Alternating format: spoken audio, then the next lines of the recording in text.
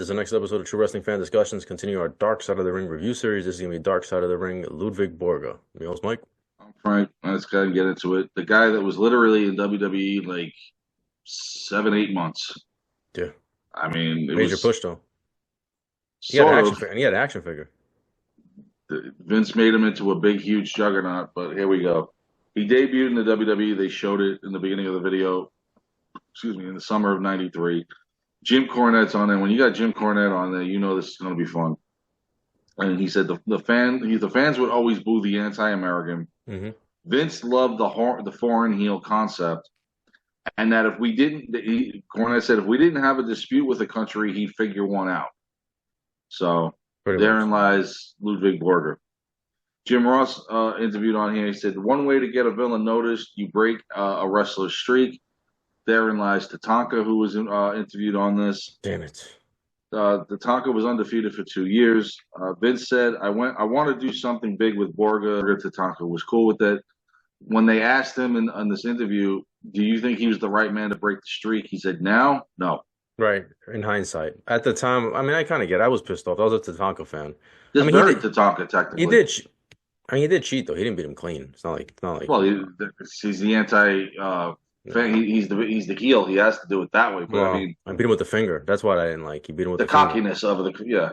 Yeah. But after that, I pretty much buried Tatanka because nothing was done with him. Not to Yeah. say that if he was undefeated, anything was going to be done with him. Yeah. I know what you're saying. But and then Tatanka was talking about in the injury, you have this thing called a rub-in. You rub shoulders with the right person, that success comes to you. And of course, you know, that's when you just said Borga pins Tatanka with one finger, the arrogance of that. Yeah, he was setting up his feud with Luger. Because there's a rumor, I don't think they mentioned it in the documentary, but there was a rumor he was supposed to fight Luger at WrestleMania 10, right? If things would have went differently. Yeah, Luger would have became the didn't mention champion. that, but yeah, that's the Luger angle they would were have, supposed to go to with the right, title. right, because they had set it up. I think, Borga was supposed to become the champion. Luger wins the Rumble, goes to WrestleMania and beats him for the something. title. Yeah, there was Something to that yeah, effect. it was a lot of what ifs. Exactly. They said that Ludwig never allowed the guys in the locker room to get too close to him. Ross said that he was a miserable human being. No one wanted to work with him. And when they found out that he had that SS tattoo on his calf, things started going downhill from there. And even Ross said, he goes, well, we didn't do a good job vetting this guy. Excuse me.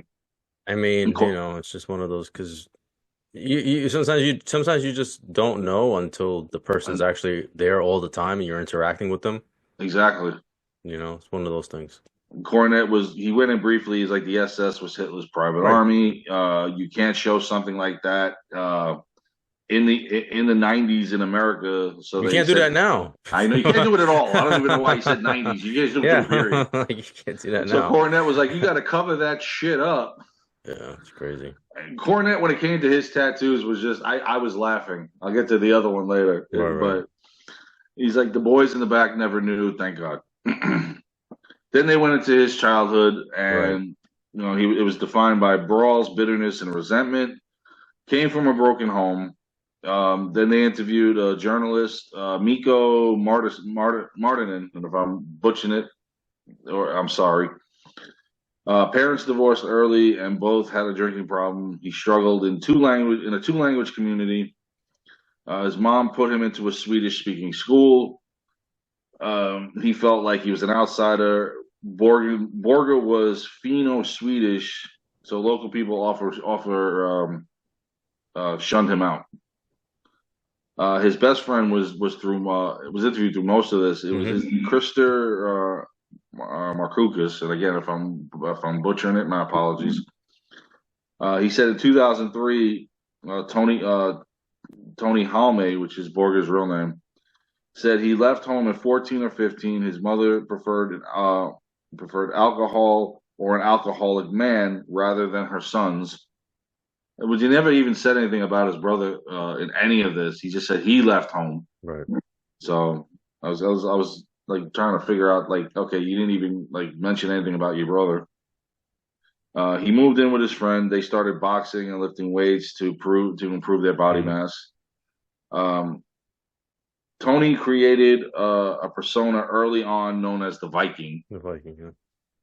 The Berserker before the Berserker. Oh my lord! Remember the Berserker was the Viking for 1 week. I don't know if you remember that. Yes, I do. Wasn't it also Berserker the Viking or Viking the Berserker? Something to that effect too. I thought All I remember was he was the Viking for 1 week, and I then he was the remember the Berserker Viking right after that. Yeah. He got into street fights. He loved movies. Of course, his favorite movie was Taxi Driver. It's a Well, great movie. he's got taste. I'll give him that. In 1986, he had moved to Los Angeles, searching for fame, fortune, and new direction. Yeah, you and 10 million other people a year. God, we don't hear this enough. Where are you going, Los Angeles? I'm following my dream. Good luck with that. Arnold did it. Got lucky. They interviewed Dee Dee, who was Tony's ex-wife. Personality-wise, she said Tony was larger than life, fell in love with him pretty quickly. At their wedding, he wants the music to be God Bless America. Okay. Hey, everybody does their own thing. I've seen Star Wars themes weddings, man. I've seen wrestling themed weddings. Hey, whatever you want, go for it. He wanted to be famous, which was obvious.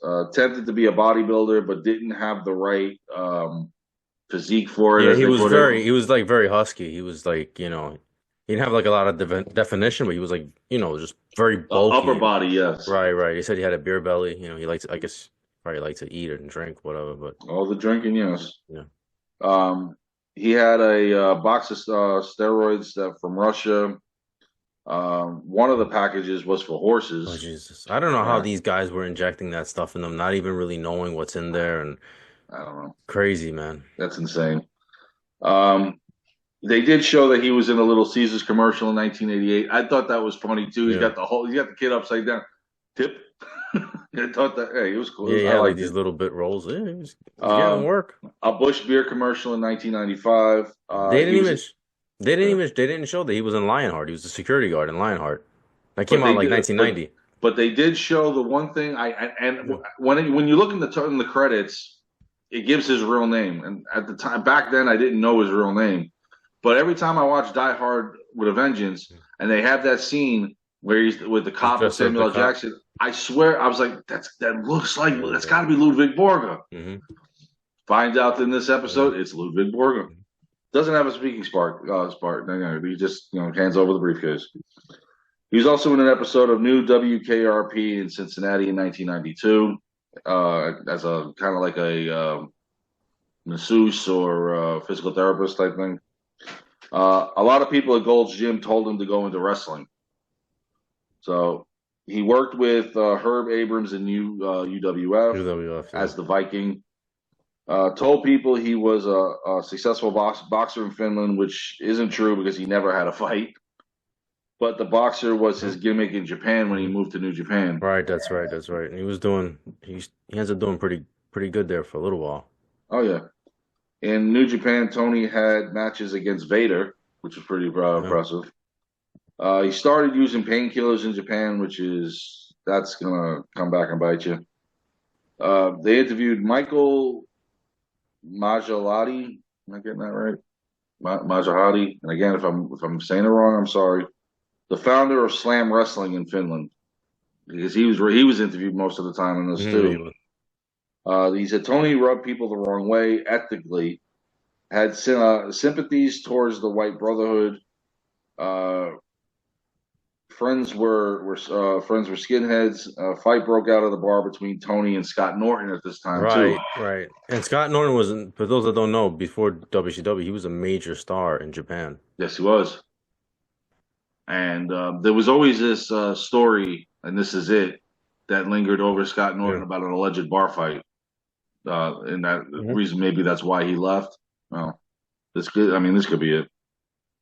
Tony was done in Japan now, and then of course he cheated on Dee Dee and divorced her. What he said she divorced him. Yeah, so Borga, I guess, had to leave Japan from that. That was the story, right? Yeah. That incident. And nobody knows who won the fight. There's like two versions. No, of the story. They just showed they were beating the crap out of each other. Right. Who knows? Now, at this point in 1993, he joins WWE. After beating Tatanka, Lex Luger was the next. And the was next, wife, but fans weren't getting behind it. right? The wife, it's interesting because the wife had mentioned that she divorced him, Hmm. and she said, "Oh, there was other stuff that she overlooked, but he cheated on me." So And he forget, was like, I I'm mean, sorry. forget the fact that this guy's like a neo-Nazi or whatever the hell he is. Yeah. But she could accept that, but the cheating part, that was that's where she had to draw the line. And then there was a point where she says, and that's when Ludvig Borga was born. I forget which part something happens. I guess it was after the divorce, right? That Ludvig Borga was born, I guess. Yeah. Yeah, and I'll get into it later on, but he has a bunch of Nazi memorabilia Oh, that Jesus Christ. Oh, one because he of went to one, Russia, right? one of the things he comes back with, he uses as a vase. Right, right, right, But right. I'll get to that in a little bit. Yeah.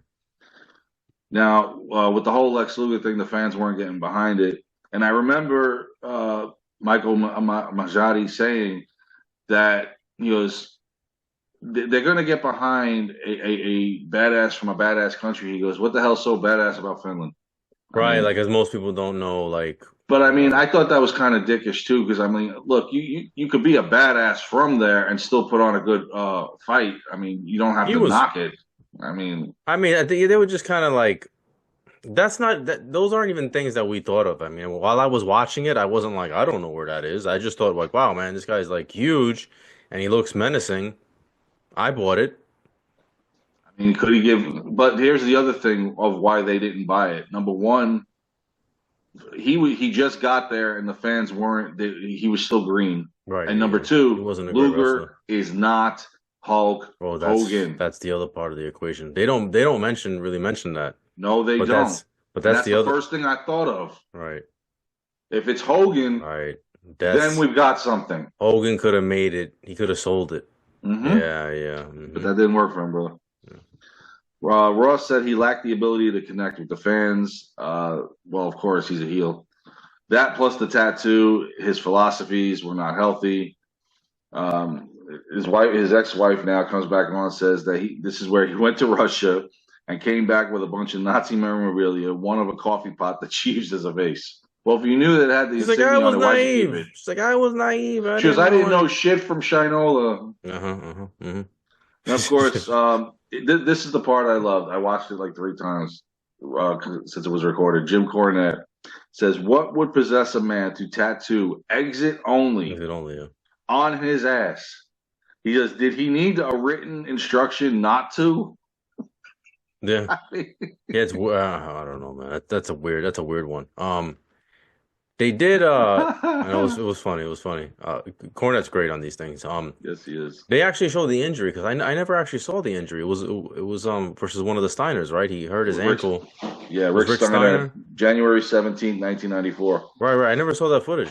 That was cool to actually see that. I remember it was before the Royal Rumble. He was supposed to fight Tatanka, remember? And that's why he had to pull out because of the injury. Yeah, it was. I think I want to say it was at the Garden. I believe I'm so. not. I believe so. I'm not 100% sure, but yeah, it was against Rick Steiner Yeah. that he messed up his ankle, and then he was just dropped after that. Hmm. Like we didn't hear from him again. Like it was kind of an excuse to get rid of him almost. Yes. Yeah. So then from there, Tony joins UFC. He actually faces Randy Right, Couture. with no experience.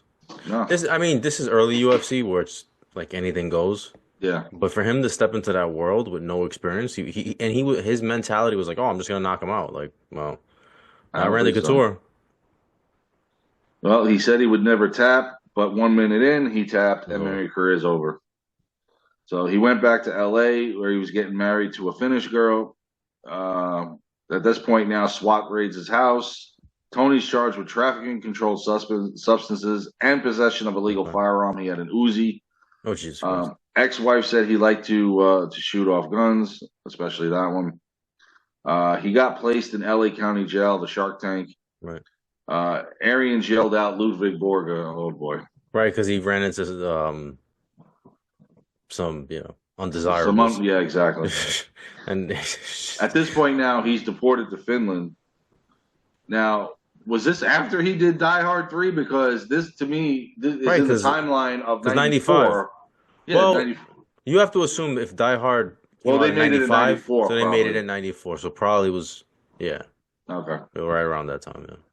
He became a gladiator on their show, kind of like what we had here, American Right, Gladiators. because the thing is he got to go back a second.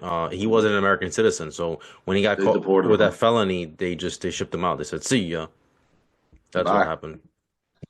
And then, like I said, he was in Die Hard 3. They showed in 1995. He broke the news barrier and made a household name for Mm, himself. He wrote his life story, which his friend mm, said was all made up and yeah. bullshit. That American And Gladiators version that you mentioned was uh, it fit him though. I mean, he was working, he was doing something. he was the Viking. Yeah. And I don't know. The book, however, he did, they said was bullshit and Mhm. offensive. And this is where he took a new turn into his finished life. Yeah, then he ends up getting into politics, whatever. He actually gets becomes a member of parliament, gets voted in. Very, very controversial figure. Apparently made some inflammatory statements, but he got in, man. That's amazing. So Just the way he was, though, was like they still couldn't believe he was the way he was, the way he was doing conducting the yeah. interviews. He they described him as saying he would say most things that people just think they don't Yeah. say, but he would actually say it. Right. Now, during his time in Parliament, he also had a boxing match that he did, a little exhibition match. Yeah. After 2 weeks, he goes home. His wife says she was leaving, swallows a whole bunch of pills, grabs a gun. When the wife calls 911, tries to take the gun from him, the gun goes off. Now, at this point, nobody knows whose finger was on the trigger because they didn't have the whole CSI thing back then. Wife flees the apartment, comes back, and he is passed out Mm-hmm. because he swallowed some of his vomit Oof. and shows no signs of life at this point. Uh, he's in a coma in critical condition. He suffered some brain damage from it. Didn't remember too much of his past as far Me as his too. wrestling and stuff. Could Yeah. conduct more than one syllable words. At this point now, he had resigned from Parliament, Yeah, he had a but sort of recovered. yeah, And he had gotten charged. I guess yeah, they cut a deal with him. a 4 month suspended sentence after Oh, being charged for the incident with the gun. yeah. He tried to play it off that he was rehearsing a movie. Yeah, method acting. Yeah, okay, good luck with that. Kind of sad though, man, because the guy was able to become a politician and he screwed it up. Screwed it up, like that's crazy. Like, And if you still want to be famous, it's like good luck doing that all now right, and he after ruined you're him, just doing that. right, and then almost died, and he was never the same after that, physically Yeah. nor mentally. His health was struggling. It pushed him into Mm. isolation. He was still hooked on pills and alcohol. Unfortunately, made an appearance at a bar. Nobody went to talk to him, and his friend wound up picking him up. He was pretty much his pants were soaked in piss. Yeah, sad. Very And sad. then he's in debt for the drugs on the black market from Russia, the oxy that he was getting. At one time, from his friend Krista, he went over to the apartment. He did not answer. He had a key to the apartment. He opens it up. Mm. He thought he was sleeping. Turns out that Tony Halme shot himself. And this was in 2010. He was 47. Mm-hmm. Uh, Pretty much, they asked people what's his legacy, and they said Ludwig Borga. Out of everything he did, his 15 seconds in the WWE was his legacy. And then, of course, at the end of this, they show Lex Luger beating Ludwig Borga. It looked like on Monday Night Raw, hitting him with the forearm and pinning him. So that pretty much summed up the entire thing. Yeah. Like most of these episodes, just tragic, sad, Well, if they sad. weren't, they wouldn't be on it, Yeah. All right. unfortunately. Yeah. All right. That's our review. Please like, comment, share, subscribe. See you guys soon. Take care.